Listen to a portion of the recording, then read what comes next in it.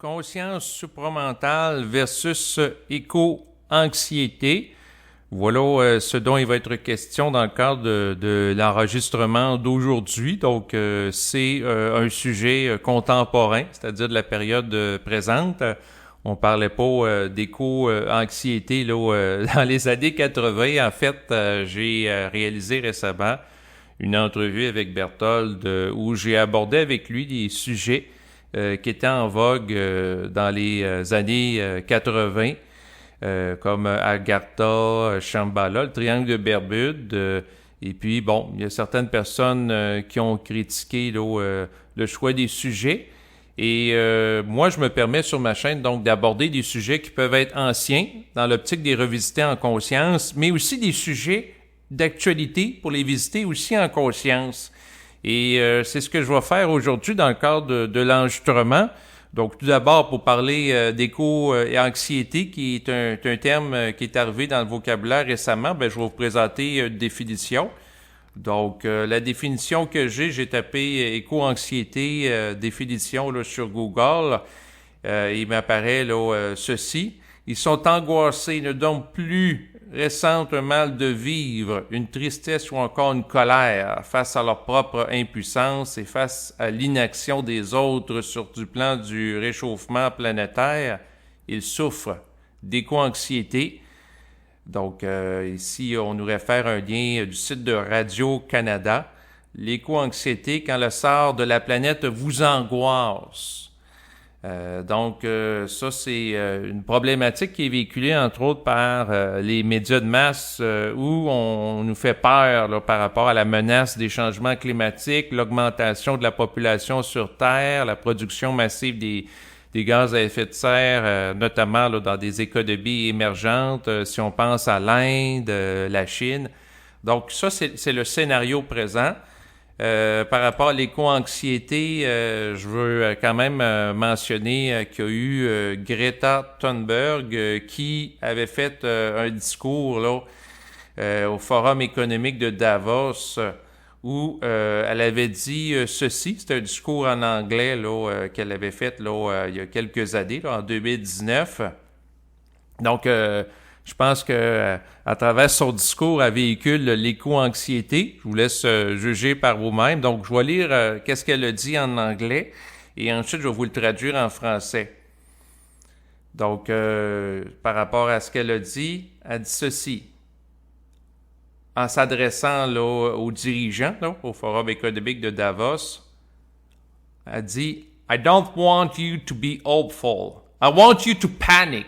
I want you to feel the fear I feel every day. » Donc, elle dit, je veux pas que vous ayez de l'espoir, je veux que vous paniquez, je veux que vous ressentez la peur que je ressens à tous les jours. Donc, quand que j'ai entendu ce discours-là la première fois, j'ai dit, est-ce qu'elle veut vraiment régler les problèmes de pollution ou elle veut faire peur au monde? Tu sais, t'écoutes un discours de même, c'était épeurant. Et regardez vibratoirement derrière ça. Est-ce que c'est sain de demander, de vouloir que les gens ressentent de la peur à tous les jours en lien à ce qu'elle dit avec la menace du climat? Moi, je trouve pas ça sain du tout, là. Donc, c'est de regarder vibratoirement qu'est-ce qui se passe.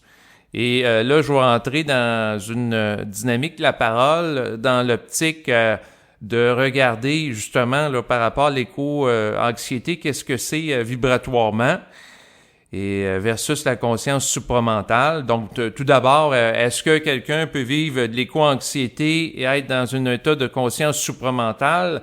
La réponse qui émerge, c'est non. Dans le fond, l'éco-anxiété, c'est une façon de manipuler l'être humain par des forces astrales pour amener les gens à vibrer à la peur, à la menace. Et d'ailleurs, comme toute forme d'anxiété, ce qu'il faut comprendre pour les gens qui ont vu, entre autres, le film Dune, il était dit ceci à répétition comme message dans le film, la peur tue l'esprit. Donc, quelqu'un qui vibre à l'abstral, il peut pas vibrer simultanément une conscience supramentale. Et là, si on essaie d'endoctriner les gens qu'il faut qu'ils ressentent continuellement de l'éco-anxiété par rapport à la menace des changements climatiques, eh bien, ça mène les gens d'être dans un état de disposition mentale qui n'est pas propice pour amener des solutions créatives pour faire face à la situation, parce que la peur a tendance à paralyser les gens, à les rendre impuissants. Donc, quelqu'un qui vibre à la peur, il peut figer par rapport à une situation qu'il évalue comme étant une menace. Et c'est sûr qu'à ce moment-là, la peur peut désorganiser un individu et l'empêcher d'avoir accès pleinement à son potentiel créatif pour faire face à une situation, faire face à une menace. Donc, la peur peut amener un état d'impuissance. Puis derrière l'idée de l'éco-anxiété, c'est une façon aussi de contrôler les êtres humains pour les mener à se soumettre à des règles qui autrement ne se soumettraient jamais. Donc, si on met, par exemple, en place une taxe sur le carbone avec des permis pour produire des gaz à effet de serre et qu'on dit on fait ça pour faire face à la menace des changements écologiques, des changements liés à la pollution, si on évoque ça comme prétexte et la personne est éco-anxieuse parce qu'elle vit beaucoup à la peur de cette menace, elle est plus susceptible de s'y soumettre qu'une autre personne qui n'y vivra pas. Et là, c'est sûr que des gens vont dire, ben oui, mais nos technologies présentement font de la pollution, donc ça produit des gaz à effet de serre. La réponse, c'est oui. Par contre, le point, c'est qu'il faut réaliser que l'être humain est manipulé par rapport au développement des technologies. Il est orienté par des forces qui, habituellement, l'échappent parce qu'il n'a pas une conscience multidimensionnelle. Donc, il faut réaliser qu'à quelque part, il y a des technologies qui ne fonctionnent pas à l'essence, qui sont plus efficaces. D'ailleurs, depuis même avant que l'humanité, dans sa forme actuelle, existe sur la Terre, il y avait des êtres dans le cosmos qui se déplaçaient sur de grandes distances avec des vaisseaux spatiaux qui n'utilisent pas des moteurs à essence. Donc, depuis des temps immémoriaux, il y a des êtres qui se déplacent dans le cosmos. Il y a des êtres même qui, en vaisseau, sont venus sur Terre dans un passé lointain qui n'avaient pas des moteurs à essence et qui ont amené des manipulations génétiques qui ont amené la création de l'être humain de l'ère actuelle. Donc, il faut réaliser qu'avant l'être humain, il y avait des technologies non polluantes. L'être humain apparaît. Et il est orienté dans son développement par rapport à certaines forces qui cherchent à le contrôler, à développer certaines choses à la surface de la Terre, dont le moteur à explosion. Et que, à quelque part, à la base, les technologies non polluantes existent. Présentement, on nous donne seulement accès à des technologies qui sont propices au contrôle. Bon, le moteur à essence, on nous présente le moteur ensuite qui fonctionne à l'électricité comme étant une alternative. Or, quelqu'un qui utilise un moteur qui fonctionne à l'électricité, il est dans une dynamique de consommer où il doit s'alimenter à une source qui est sous contrôle par des individus. Dans ce cas-ci, c'est les membres du gouvernement, parce que si on pense à la situation du Québec dans laquelle je me trouve, la production d'électricité est sous contrôle étatique avec Hydro-Québec qui, dans le fond, est la seule entreprise là au Québec nationalisée là, où les gens vont payer l'électricité. Et tant que la personne a un compteur électrique chez elle qui contrôle sa quantité de consommation puis elle doit payer de l'argent, est sous contrôle de celui qui possède le moyen de production. Alors que si l'individu avait accès à une capacité d'utiliser, par exemple, un véhicule automobile qui capterait l'énergie qui provient du cosmos et qui est latente dans le cosmos, c'est-à-dire l'énergie indifférenciée, à ce moment-là, il serait pas sous contrôle par celui qui produit l'énergie, que ce soit l'électricité ou les entreprises qui vont produire le pétrole, parce que c'est sûr que s'il y a un nombre restreint d'entreprises qui produisent du pétrole, il y a un cartel. Ces gens-là ont le beau jeu pour la suite de fixer les prix, ou s'il y a des organisations comme l'OPEP qui vont fixer le prix du baril, l'individu est à la merci de ces gens-là qui peuvent faire augmenter les prix de l'essence. Tandis que si l'individu a accès directement à la source de l'énergie, à ce moment-là, on ne peut pas le contrôler dans l'accès à l'énergie. Et c'est sûr que présentement, à défaut, en tant qu'individu, d'avoir accès à la source de l'énergie, que ce soit l'électricité, que ce soit, dans le fond, pour l'essence pour m'alimenter mon véhicule, ben je peux avoir accès à ma source en tant qu'esprit. Donc, et pour y avoir accès, ben il faut que je sois capable de parler en suivant la vibration qui émane de l'esprit à travers moi. Donc, tant que je suis soumis à une autorité extérieure, donc devant un prêtre, un gourou, un maître spirituel, j'ai pas un accès directement à la source et je suis sous contrôle. D'ailleurs, il y a des gens qui vont parler de maîtres du monde dans le domaine spirituel, donc des maîtres spirituels qui vont influencer la pensée mondiale, mais on peut être contrôlé aussi dans l'accès aux technologies pour alimenter notre maison, notre véhicule, et ainsi de suite. Il y a des parallèles à faire entre les deux. Et c'est sûr que présentement, ce qu'il faut réaliser, c'est qu'il y a des êtres qui n'ont aucun intérêt à ce que l'être humain ait accès à une autonomie réelle, car s'il a accès à une autonomie réelle, il ne pourra plus être parasité. Donc à ce moment-là, si l'être humain est libre et n'est plus parasité sur le plan énergétique, eh bien, ces instances-là vont perdre du pouvoir sur lui, du contrôle, parce que présentement, il y a des instances qui ont un très grand contrôle sur l'être humain, parce que tant que l'être humain dépend de leur technologie, eh bien, l'être humain est dans une situation de, dans certains cas, de se soumettre à leur bon vouloir d'accès en termes d'énergie. Donc, c'est sûr que si, par exemple, Hydro-Québec augmente l'électricité, oui, en tant que citoyen, je peux contester, mais c'est quand même assez limité, puis je dois passer par Hydro-Québec, par exemple, pour alimenter le logement que j'ai. Ben, à quelque part, je suis dans une situation où ce que je dois composer avec une instance extérieure à moi, dans l'optique d'avoir accès à de l'énergie. Et c'est ça qui fait en sorte que, bon, ben, je vais être influencé par leur politique de prix, puis ça va influencer mes comportements. Donc, je suis sous influence. Mais pour en revenir à la question de l'éco-anxiété, c'est de réaliser que maintenant, l'être humain est manipulé, plus spécifiquement à l'époque actuelle, à se sentir coupable. Par exemple, d'utiliser son automobile pour se déplacer sur la route.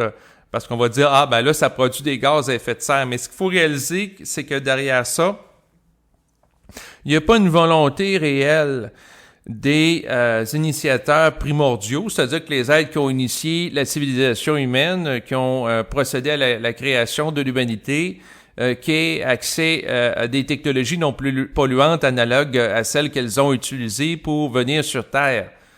Donc, autrement dit, ce que je suis en train de vous dire, c'est que la technologie non polluante, de ce que je perçois, de ce que je capte, bien, elle a toujours existé avant que l'être humain existe dans sa forme actuelle sur Terre.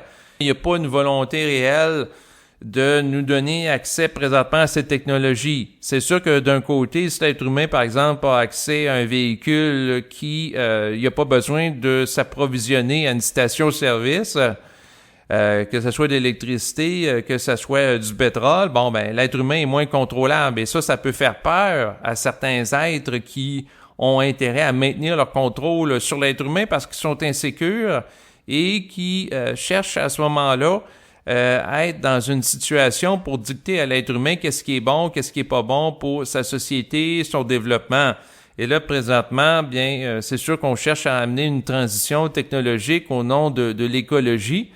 Mais c'est de voir que derrière ça, la transition oriente l'être humain vers des technologies qui peuvent être contrôlables, comme l'auto, l'électricité ou les panneaux solaires aussi.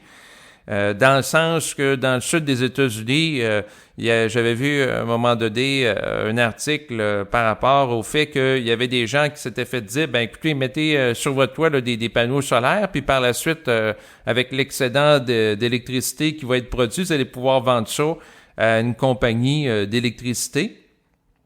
Et à ce moment-là, ça va permettre d'amortir le coût. Parce que là, si les panneaux solaires coûtent environ 30 000 $ pour alimenter votre maison, et que vous avez des surplus d'électricité, bien, vous allez pouvoir vendre ça à la compagnie, et ce qui va vous permettre de payer progressivement là, au fil des mois, là, de rentabiliser là, votre dépense qui consiste à avoir acheté les panneaux solaires.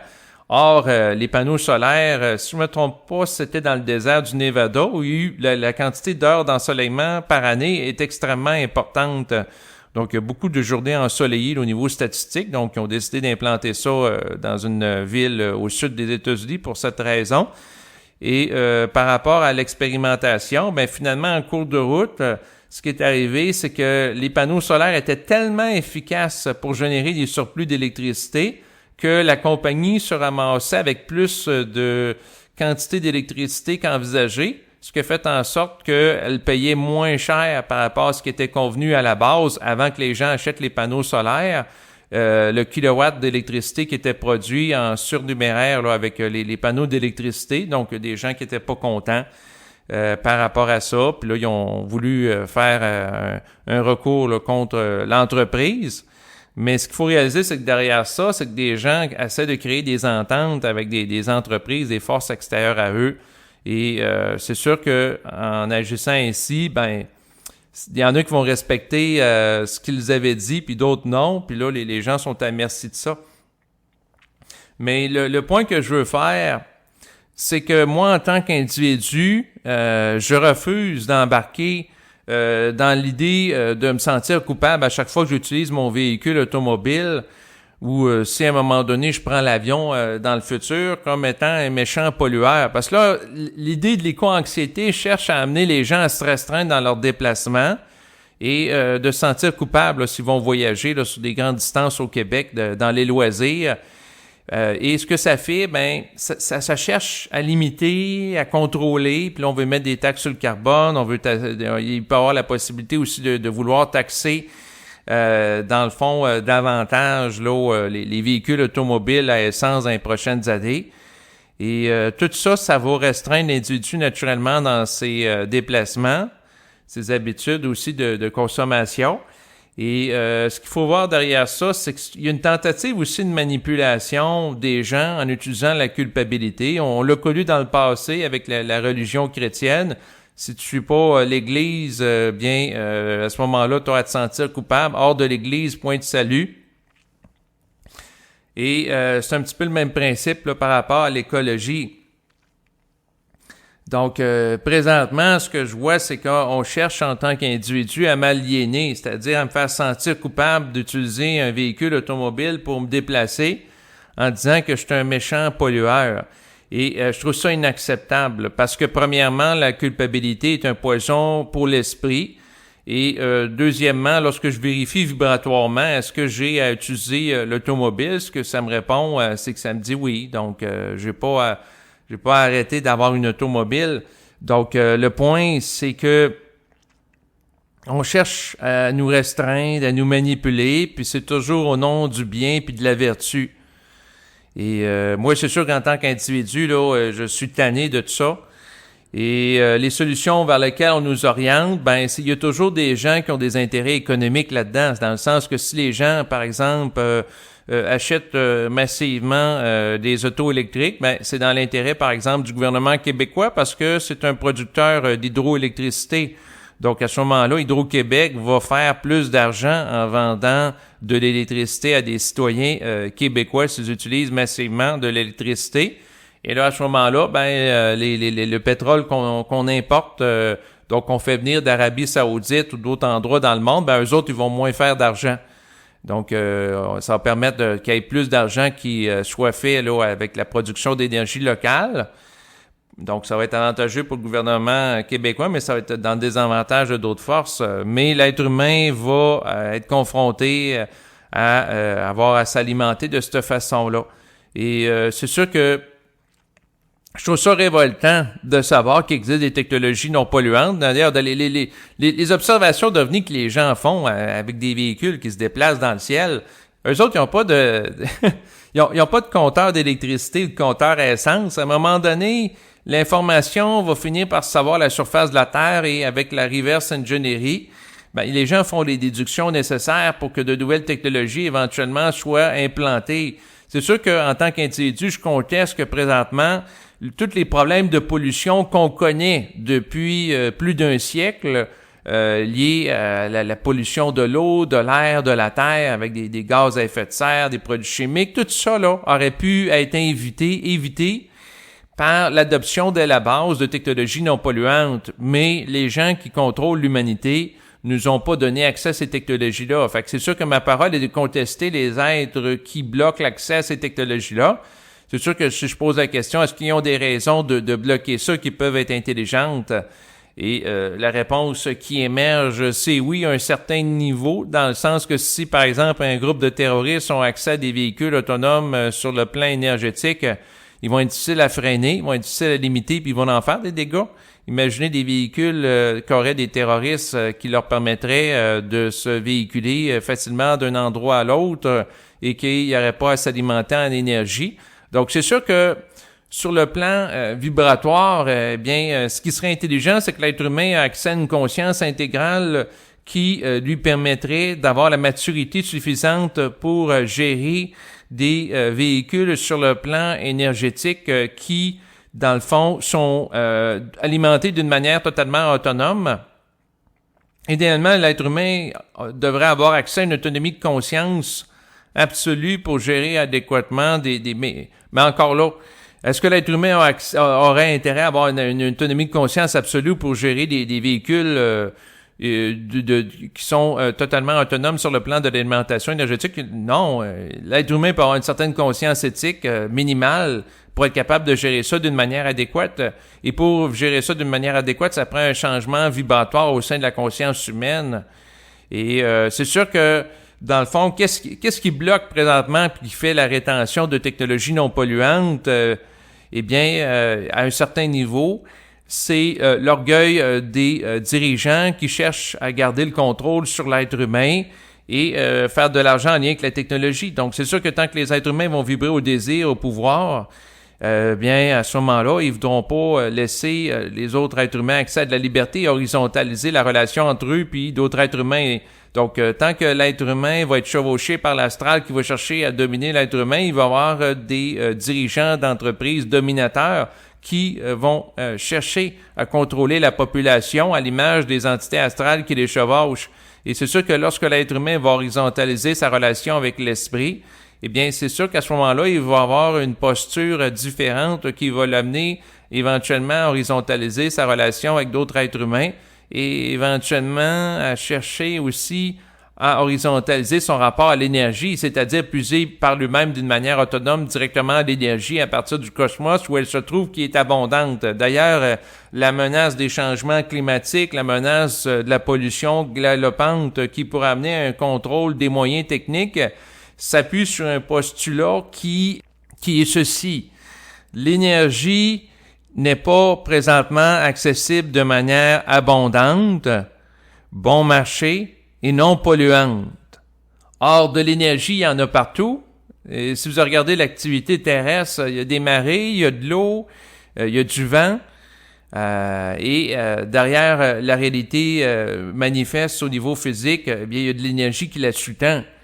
Mais si on part du principe que la quantité d'énergie est limitée et qu'à quelque part elle est rare de plus en plus parce que les ressources en matière si on pense au pétrole sont appelées à diminuer dans le temps, là à travers ça pourrait justifier le paradigme qui est en relation avec le Great Reset, la grande réinitialisation, où on va chercher à modifier la façon de fonctionner sur la Terre des êtres humains au nom de la sauvegarde de l'humanité. Donc, on va dire, par exemple, à chaque être humain, étant donné que présentement, on n'a pas accès à de technologies abondantes, bon marché, non polluantes, ce qu'on va faire, c'est qu'on va amener à réduire l'ensemble des pays là, avec différentes ententes là, comme COP26, COP23, donc différentes rencontres internationales avec des traités pour réduire la quantité de pollution émise.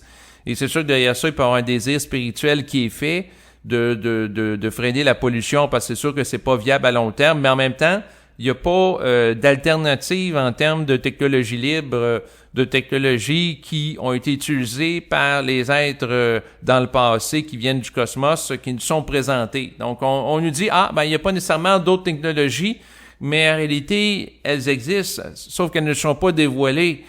C'est sûr que c'est ça qui me contrarie. C'est-à-dire qu'on est gardé dans un état de limitation d'une manière volontaire parce que, à quelque part, les êtres qui ont été mis en contact avec des êtres du cosmos, ou même ces êtres-là du cosmos, n'ont pas la volonté de venir faire, par exemple, une démonstration ouverte de leur technologie. qu'ils utilisent.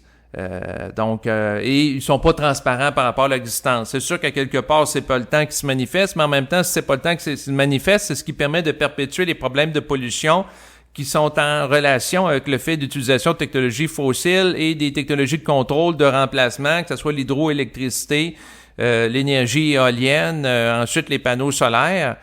Ben, toutes ces technologies-là, si on est alimenté en vent avec l'énergie éolienne, il y a quand même un compteur d'électricité qui est lié à la maison. Puis pour ce qui est des panneaux solaires, ben ça a un certain niveau de performance, oui, mais ça demande des réparations, ça demande de l'entretien. Donc, il y a encore des dépenses par rapport à ça. Et c'est sûr que tant que l'être humain, dans le fond, n'a pas accès à une source d'énergie libre, il n'est pas totalement libre. Hein? Et c'est sûr que par rapport à ça, qu'est-ce que j'ai à dire? C'est quoi le message fondamental de mon enregistrement d'aujourd'hui? C'est ne pas croire. Qu'est-ce que vont nous dire nos politiciens? Ensuite, les lobbyistes du domaine de l'écologie qui peuvent vouloir nous amener à nous faire sentir coupables à chaque fois qu'on utilise un véhicule automobile parce que en réalité, on cherche encore une fois à nous contrôler, à nous amener, à nous soumettre cette fois-ci à un agenda qu'on dit écologique. Et derrière ça, il n'y a pas de liberté.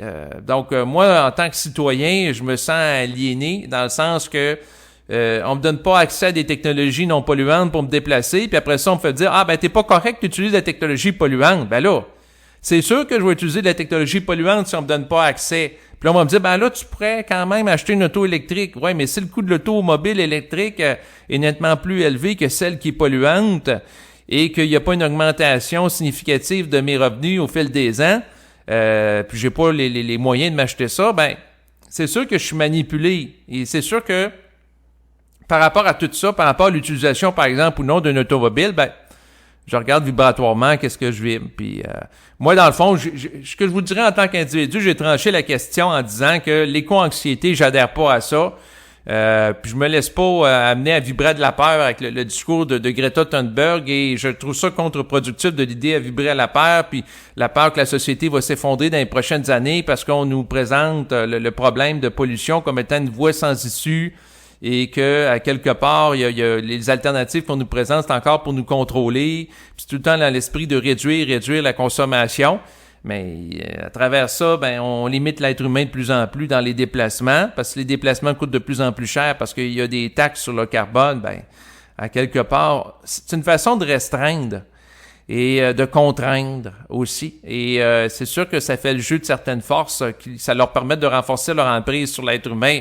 Mais ça permet pas l'émancipation de l'être humain là, naturellement, ce qui fait qu'on n'est pas libre. Fait que, autrement dit, ce que je vous dis là par rapport à toutes les délibérations que j'ai eues là, dans les dernières minutes, c'est que je vais continuer à utiliser mon auto tant que j'aurai pas d'alternative réelle. C'est sûr que si un jour je suis mis en vibration, utiliser autre chose qu'une auto-essence, puis il y a un véhicule, je sais pas, l'hydrogène ou quelque chose d'autre qui est mis sur le marché, ben j'irai de l'avant avec ça tout simplement. Mais pour l'instant, je donne pas le droit à l'astralité planétaire qui est derrière les dirigeants qui cherchent à nous culpabiliser d'utiliser l'auto parce que c'est ça qui est facilement accès, de me sentir coupable si j'ai pas d'alternative réelle par rapport à ça, parce que sans ça, je suis dans une situation d'aliénation individuelle. Autrement dit, puis j'ai pas à me sentir coupable du simple fait que je respire parce que ça amène de la production de gaz à effet de serre. Là. À un moment donné, il y a des limites à culpabiliser les êtres humains, tout en les gardant simultanément restreints pour justifier la culpabilisation, ce qui est extrêmement pervers. Donc, autrement dit, s'il y a des gens qui font sentir les êtres humains pas corrects, alors que, à quelque part, eux autres, ils ont tout intérêt à pas les faire sentir corrects parce que ça peut, à travers la culpabilité, amener des gens à adhérer à un agenda qui va les limiter. Ben, eux autres, ils ont tout à gagner à agir ainsi. Et là, c'est sûr que cette façon d'amener un cadre de référence dans la réalité où chaque être humain est vu comme un méchant pollueur potentiel sert des gens qui utilisent ça pour justifier l'introduction, par exemple, de leur technologie. C'est sûr que par la suite, s'ils peuvent détourner les gens de certaines technologies, les orienter vers d'autres, ben à un moment donné, il y aura sans doute des gens qui vont faire des entreprises, des millions ou des milliards de profits avec la vente d'automobiles qui vont fonctionner à l'électricité, etc., alors que ces mêmes automobiles-là vont engendrer de la pollution. Et c'est sûr qu'on a présentement le phénomène du grain washing, à ne pas confondre avec brainwashing. Donc, c'est une expression anglaise avec le mot green, qui veut dire vert, washing, c'est-à-dire lavage. Donc, on va parler de lavage, un peu comme du lavage de cerveau avec tout ce qui est vert. Donc, par exemple, on va acheter un écran de télévision et ça va être de type Energy Star. Et on va dire, la technologie consomme moins d'électricité. Donc, c'est une technologie qui est propre. Puis après ça, on demande aux vendeurs, ouais, mais si cette technologie est propre, pourquoi que la garantie de base qui vient avec le produit est seulement d'1 an? Mais il semble que si la télévision, vous la garantissez juste 1 an, puis vous essayez ensuite de me vendre une garantie prolongée pour qu'elle soit garantie 3 ou 5 ans en payant un montant supplémentaire, c'est pas justifié. Si c'est une technologie qui est propre, normalement, elle devrait être durable, mais non. L'appareil de télévision est pas fait pour être durable sur une longue période de temps. Il est fait pour consommer, oui, moins d'énergie peut-être que de téléviseurs de marque analogue, où au fil des ans, le même modèle s'est raffiné puis il consomme moins d'électricité, mais en termes de durabilité, non. C'est la même chose pour les téléphones intelligents. On nous vend de la technologie qui est faite dans une optique d'obsolescence programmée, c'est-à-dire qu'on c'est déjà programmé qu'à partir d'un certain nombre d'années, elle va être moins efficace. Tu sais, si on prend un ordinateur ou un téléphone intelligent, avec les mises à jour qui se font par rapport, par exemple, à une fréquence régulière qui vont alourdir le fonctionnement de l'ordinateur, ça fait qu'au fil des ans, l'ordinateur fonctionne de plus en plus au ralenti. Et ça, j'en ai fait l'expérience avec, entre autres, un ordinateur que j'avais, que le disque dur n'était pas plein, là. Donc, le disque dur, il y avait moins du 1/4 qui était plein, là. Fait que c'était pas la quantité de données que je mettais dessus. Le problème, c'était tout simplement les mises à jour. Donc, le disque dur est presque pas utilisé, mais non. Au fil des mises à jour, ça fonctionne de plus en plus lentement. Puis, à un moment donné, quand on est tanné que ça fonctionne lentement, on peut essayer d'ajouter de la mémoire vive à l'ordinateur ou changer l'ordinateur, mais c'est une roue. Donc, c'est sûr que présentement, les industriels ont intérêt à nous dire « leur technologie est verte ». Et en même temps, leur intérêt simultanément, c'est de nous vendre un maximum d'appareils pour faire de l'argent. Parce que c'est sûr que si une entreprise, par exemple, fait des télévisions, elle n'a pas intérêt à ce qu'on achète seulement une fois dans notre vie une télévision, puis le reste, c'est fini. On n'a plus besoin d'acheter de télévision du reste de notre vie. Donc, s'ils veulent vendre, ils vont dire « là, ça, c'est un modèle 4K ». Mais là, il va y avoir le 6K, le 8K, le ci, le ça. Tu sais, il y avait la haute définition, l'ultra haute définition, le 4K. Ensuite, il va y avoir le 8K. Tu sais, il y a toujours une façon de raffiner qui se fait. Puis là, après ça, il y a souvent des problèmes de compatibilité, dans le sens que si le film est en haute définition, puis on a un lecteur de DVD standard, ça fonctionnera pas. Fait que toute cette technologie-là de transition qui amène toujours les gens à consommer sert un agenda économique qui fait beaucoup de pollution. Mais c'est sûr que certaines entreprises peuvent se donner de bonne conscience en disant « ouais, mais mon appareil est Energy Star. » Tu sais, il consomme moins d'énergie. Donc là, ça fait partie du greenwashing. Et par rapport à tout ça, ce que je dis, c'est que moi, en tant qu'être humain, je suis manipulé constamment, sous influence par la société, pour consommer un paquet de technologies qui sont régies par des forces d'obsolescence programmées. Et tant que collectivement, on n'aura pas assez d'esprit pour exiger aux producteurs de technologies, que ce soit des technologies durables, eh bien, on reste comme ça. Et c'est sûr que, dans le fond, la seule chose que je peux faire, c'est sûr que c'est d'agir dans ma vie, dans cet esprit-là. C'est sûr que par rapport en tant que consommateur, j'ai des choix de consommation à faire. Et par rapport à toute la propagande là, écologique, d'ailleurs, l'essentiel de mon propos qui était évalué si...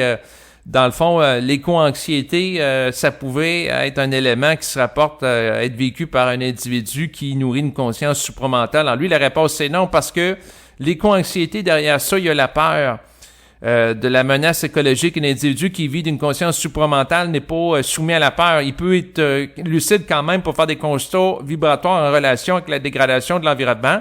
Il peut faire une étude fondamentale des causes derrière ça. Il peut contester l'esprit de contrôle derrière l'astralité qui amène toujours des technologies d'obsolescence programmée qui, par la suite, vont s'accumuler dans des dépotoirs qui vont engendrer de la pollution. Il peut contester mentalement l'astralité qui est derrière la volonté de culpabiliser l'être humain d'une manière très forte par rapport à ses choix de consommation. Il peut contester le faire ouvertement à travers un enregistrement pour véhiculer une vibration dans le monde de contestation de cela. Est-ce que l'individu qui a une conscience supramentale a amené des alternatives technologiques? Ça dépend de son mandat. C'est sûr que moi qui vous parle, j'ai pas des compétences en termes d'ingénieur. Je suis pas ingénieur en génie mécanique. Donc, j'ai pas les compétences intellectuelles et mon mandat, fondamentalement, ce n'est pas d'amener des nouvelles technologies. Par contre, je peux capter vibratoirement qu'il y a quelque chose qui tourne pas rond sur la Terre, puis que quelque part, il y a des êtres qui, depuis des temps immémoriaux, visitent la Terre avec des objets qu'on dit volants non identifiés, qui ont accès à des technologies non polluantes. Et ce qui me choque, c'est de voir que ces technologies-là, on n'y a pas accès. Puis tout ce qu'on nous présente comme alternative à celles qui sont très polluantes, c'est toujours des technologies de contrôle. C'est sûr que je me heurte à ce constat-là. Et c'est sûr que, dans le fond, chaque chose en son temps. Éventuellement, lorsque l'être humain aura une force suffisamment grande de pénétration psychique et des individus qui ont la vibration de par leur mandat planétaire d'introduire de nouvelles technologies, vont le faire. Parce que l'humanité sera réceptive à ces technologies-là, parce que l'astral aura reculé, parce que c'est sûr que quelqu'un, par exemple, qui introduit une nouvelle technologie dans un système qui est plutôt réfractaire, il va s'opposer à des oppositions de par ceux qui sont en puissance dans la société pour freiner, par exemple, la technologie qui sera en compétition avec les leurs. Donc, autrement dit, quelqu'un qui présente une nouvelle solution technologique dans une société où des individus qui les gouvernent de grandes entreprises multinationales n'ont pas intérêt à ce que la technologie sorte, ben c'est sûr que ces technologies risquent d'être freinées par ces entreprises qui vont chercher à faire, par exemple, des campagnes pour discréditer de tels individus parce que ça pourrait leur porter ombrage. Et c'est sûr que par rapport à ça, c'est un petit peu un cercle vicieux. Et c'est sûr que quelque part, la personne doit monter en puissance vibratoire pour être capable de contenir les oppositions qui sont relatives à l'introduction des technologies si elle a non polluantes, si elle a le mandat de les amener en société. Moi, c'est sûr qu'en tant qu'individu, puis je vais être bien honnête avec vous, j'ai pas cette contenance-là. Peut-être qu'il y a des gens présentement, des inventeurs, des chercheurs qui ont cette capacité de faire face à l'adversité parce que ça prend une grande stabilité émotionnelle pour faire face à des oppositions extrêmement grandes relatives à, par exemple, l'introduction d'une technologie qui pourrait menacer l'ordre établi. Donc, il faut être capable de faire face à la peur qui pourrait être induite par rapport à des individus de l'environnement qui ont peur, entre autres, de la nouveauté d'une technologie, qui ont des résistances au changement. Donc, il y a beaucoup d'oppositions énergétiques potentielles pour une personne qui chercherait à amener à la surface de la Terre des nouvelles technologies. Mais est-ce qu'éventuellement les nouvelles technologies seront amenées ici? La réponse, c'est oui, parce que c'est quelque chose qui est appelé dans l'avenir pour la restauration de la Terre. Donc, l'humanité ne pourra pas fonctionner éternellement avec des technologies polluantes parce que à ce moment-là, ça menace le devenir de la civilisation humaine et de l'humanité en général. C'est sûr que la civilisation, comme on la connaît présentement, peut connaître un déclin, mais ça menace aussi la viabilité de la Terre par rapport à différentes espèces en voie d'extinction, etc. Donc, c'est sûr que présentement, la Terre est restaurable, mais lorsque les technologies, dans le fond, présentement, qui sont polluantes, vont... moi, ce qui me vient en tête, c'est qu'à un moment donné, c'est inévitable que des technologies non polluantes vont apparaître à la surface de la Terre qui vont permettre à l'être humain d'être davantage libre, mais ça va être une question de temps pour que ça soit disponible aux masses. Et c'est sûr que ça va être en relation avec la transmutation énergétique qui va s'opérer pour que la personne qui a développé une conscience qui lui permet davantage de maîtriser l'astralité en elle puisse utiliser des technologies qui va faire en sorte que ces technologies ne seront pas réutilisées par l'astral contre elle. C'est-à-dire que si quelqu'un, par exemple, a accès à une technologie qui lui permet de se déplacer librement dans le cosmos facilement en termes de déplacement, puis la personne est chevauchée par l'astral malgré elle, ben c'est sûr que ça pourrait faire, par exemple, des religieux extrémistes fanatiques qui voudraient convertir l'ensemble du cosmos à leurs croyances religieuses. Parce que si la personne ne change pas, mais elle a accès à une technologie plus sophistiquée, puis elle a toujours la même idéologie qui est soumise à des formes qui fait en sorte que la personne est régie par un agenda astral de propagation de certaines informations. Bon, ben qu'est-ce que la personne va vouloir faire? En plus de convertir ses congénères sur Terre, ben ça va être de convertir les gens dans le cosmos, et là, ça peut engendrer des différents dégâts. Ce qui fait en sorte qu'il y a une nécessité de changement de conscience sur la Terre qui doit s'opérer en relation avec l'accès et l'utilisation de nouvelles technologies. Et ça va se faire dans le temps. Donc, en tant qu'individu, lorsque je regarde par rapport à l'avenir de l'humanité, je ne suis pas inquiet parce que tout finit par s'ajuster. En ce sens que tout ce qui n'est pas viable doit prendre fin parce que sans ça, ça peut marquer la fin d'un système, mais en même temps, simultanément, la naissance d'un nouveau système. Lorsqu'un système a saturé et que sa durée de fonctionnement prend fin, son cycle. Donc, la façon que je vois ça, c'est qu'éventuellement, l'être humain aura accès à des nouvelles technologies. Bon, pour l'instant, on a accès à des technologies polluantes qui sont facilement accessibles. Puis, on n'a pas à se sentir coupable par rapport à ça, étant donné qu'on n'a pas accès à autre chose. Donc, il ne faut pas s'empêcher de vivre. C'est ce que j'ai comme perception. C'est sûr que la personne a à respecter sa vibration, dans le sens que si la personne n'a pas la vibration d'utiliser l'automobile pour aller faire un voyage à 7 heures de route de chez elle, ben qu'elle ne l'utilise pas. C'est comme dans toute chose, le principe de base de vibrer puis d'agir s'applique. Donc, c'est de s'écouter, mais pas de se sentir coupable de respirer ou d'utiliser l'automobile pour se rendre au travail, là, naturellement. Donc, sur ces considérations, je vous laisse et je vous dis à bientôt. Au revoir.